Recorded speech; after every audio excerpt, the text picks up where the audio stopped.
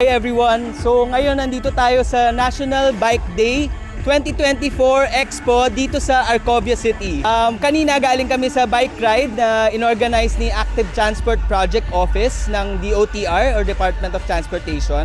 Ngayon ang activities dito, merong mga booth na pwede kayong humiram ng mga e-bike na for demo like dito sa Biyahe Manila. Tapos mamaya merong forum, Active Transport Forum. So itong booth dito, merong hanggang 5 PM to, pwede kayong dumalaw anytime. Kasi nga, pwede kayong mag-test ng mga bicycles. So hanggang bukas tong event, ganun ulit, 8 AM to 5 PM. Ang National Bike Day, nasimulan to dahil ginawan to ng executive order ni former President Duterte na kung saan I'm not sure kung every last Sunday or every fourth Sunday of November, dun ginugunita yung National Bike Day. So nag-start to parang 2021.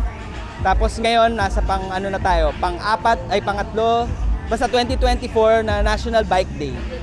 So sa National Bike Day, yun nga, ang purpose ng Active Transport Office is to promote sustainable mobility, active mobility for less congestion sa kalsada natin dahil lahat tayo problema natin yung traffic congestion.